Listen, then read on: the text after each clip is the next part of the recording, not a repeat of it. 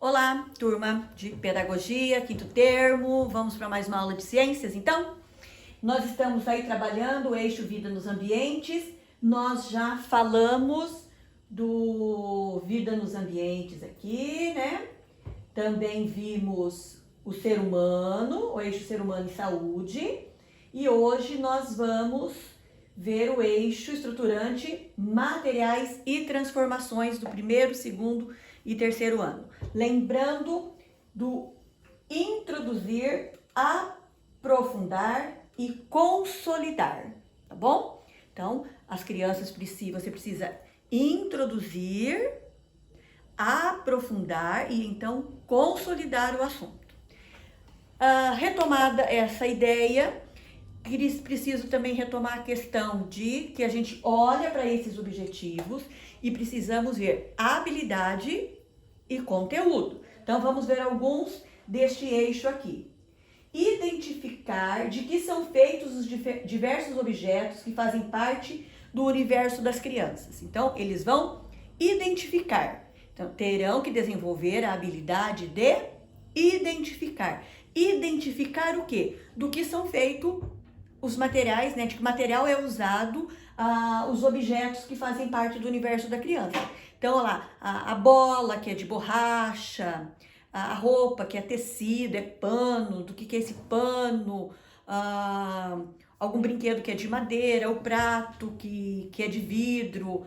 Então, identificar os diferentes tipos de materiais que fazem parte desse universo. No primeiro ano, esse conteúdo é introduzido, no segundo, aprofundado e no terceiro, consolidado. Então assim, mas é só para saber o nome daquele objeto, né, do que ele é feito. Então você vai ver que no decorrer dos anos isso vai se aprofundando. Então começa identificando, associar materiais, objetos em função das propriedades e uso. Então, do que ele é feito, para que ele serve. Mas olha lá, associar o material a objeto. Então, assim, a bola é de madeira? Não, a bola pode ser de couro, a bola pode ser de plástico, né, de borracha, mas ela não vai ser, a bola vai ser de vidro, né? O colchão vai ser de vidro. Então, que cada tipo de objeto ele necessita ser feito com um tipo de material. Então, ele vai associar materiais a objetos. Nomear as mudanças de fases da água. Aqui dá para fazer muitas coisas, muitas experiências, atividades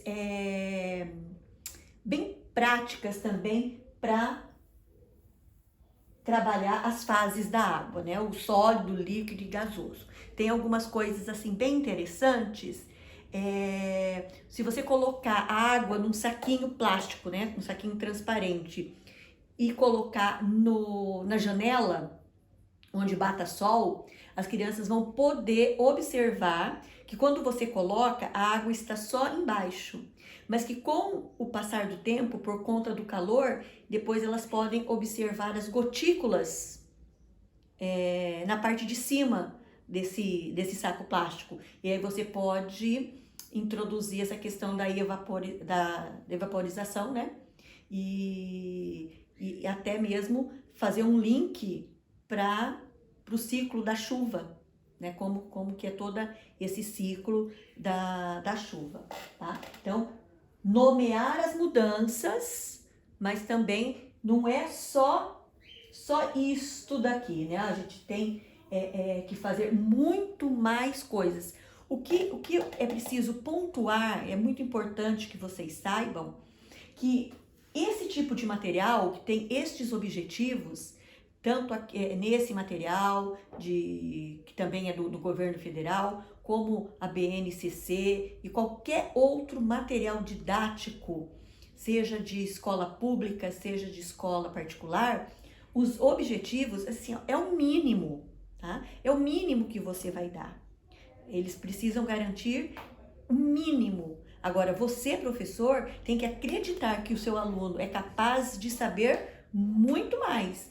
E aquilo que a gente já conversou bastante em sala de aula a respeito do ensino de ciências é uma grande oportunidade de despertar o espírito investigativo da criança, né? E aí, desde pequeno, a gente consegue despertar essa curiosidade, fazendo com que ele seja desafiado. Então, só nomear as mudanças de fase da água é muito pouco. Você pode ir além. Identificar o Sol como fonte de energia. Tá? Olha lá, identificar o Sol como fonte de energia, importante que atua em algumas mudanças de fase da água. Você vê que um objetivo está linkado ao outro. Olha só lá. Sequenciar e descrever transformações ou ciclos dos materiais, como por exemplo, no ciclo da água, na obtenção de materiais cerâmicos, feitos de madeira, papel, seda, plástico, etc.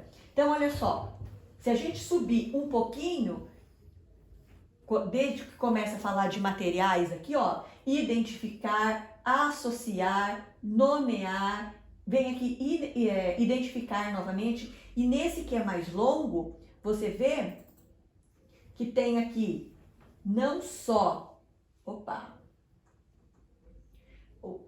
sequenciar, mas também descrever. Sequenciar e descrever o quê? As transformações ou ciclos, tá? Então, o aluno precisa sequenciar e descrever, ele tem que ser capaz de explicar essas mudanças, essas transformações, estes ciclos.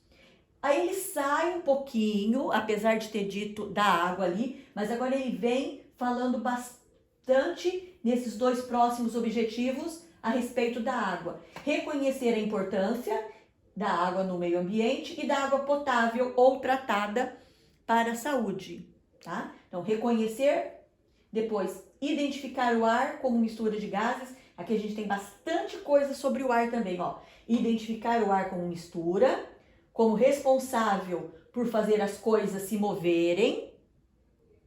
Reconhecer a importância do ar no solo, na água e na respiração. Então, identificar, reconhecer. Identificar, reconhecer. Duas habilidades a serem desenvolvidas no contexto de conteúdo ar. Aí, ó, associar qualidade do ar com qualidade de vida. Tudo bem? Então, a gente faz aí, olha, quando a gente olha para esse conteúdo aqui com 4 objetivos sobre ar, se vocês fizerem uma pesquisa rápida, vocês vão encontrar várias experiências que conseguem dar conta destes objetivos aqui. O que é importante quando vocês realizam experiências com os alunos é fazer com que eles façam parte dessa experiência, tá? Não é só você que vai mexer, só você que vai realizar a experiência, porque ele precisa ver que é de verdade. Porque se é só você, professor, que faz a experiência, fica uma coisa assim, será que você não me enganou? Será que realmente tudo isso é verdade? Mas a criança, se a gente acredita no que Piaget diz, se a gente acredita no que Vygotsky diz, a criança precisa construir o seu conhecimento, ela precisa construir as suas definições. Então, para isso, ele precisa colocar a mão na massa. Por isso que vocês fizeram as experiências também. Olá, vamos para mais algum aqui. Criar explicações para alguns fenômenos. Olha, ele criar explicações. É claro que a primeira explicação poderá vir cheia de significados meio tortos, meio diferentes, com algum problema de definições científicas. Mas ele precisa criar as suas suposições. E a nós, professores, cabe irmos adequando, dando algumas informações, mostrando, olha, então tenta de novo, vê se é isso mesmo, vamos experimentar desse jeito, para que ele crie explicações para os fenômenos como evaporação da água. Eu fiz com a pré-escola, coloquei um pano, né, um pano bem molhado mostrei para eles, né? Eles foram comigo, nós mostramos lá, encharcamos o pano, tirei só assim o excesso, eles viram que o pano estava bem molhado e eu coloquei no sol e deixei aquele pano lá. No final da aula, o pano estava seco, esturricado assim. E aí, falei para as crianças assim, olha, por quê? Por quê, né? O que será que aconteceu?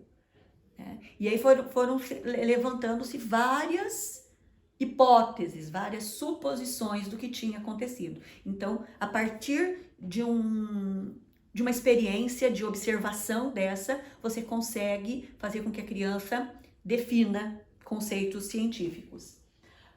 Daí, crescimento da massa do pão. Tem professor, sim, que leva e que faz e que mostra, que coloca as crianças para observarem isso daí, ó. Descrever transformações transcorridas na produção dos alimentos. Compreender a importância de evitar desperdício de materiais. Reconhecer o consumismo como atitude prejudicial para a natureza. Tá? Então, vocês veem que isso já faz um link com aqueles conteúdos interdisciplinares, né? Não só interdisciplinares, mas que tem toda uma estrutura que aparenta não ser conteudista, tá? Como ética, por exemplo. Reconhecer atitudes de segurança em relação aos materiais, como, por exemplo, mantê-lo afastado do fogo, em local seguro, com etiquetas de identificação para evitar acidentes, tá? Então, vocês veem que esse bloco, esse eixo aqui, a grosso modo, ele vai falar de diferentes materiais, de água, sol, ar e segurança, tá? Segurança e consumismo em relação a esse fato ser prejudicial à natureza, tá bom? Vamos terminar então, ó, com o último eixo, que é Sol e Terra, que ele é bem mais rapidinho também, ó. Observar os elementos do céu durante a noite e durante o dia. O que aparece no sol de dia, o que aparece no sol.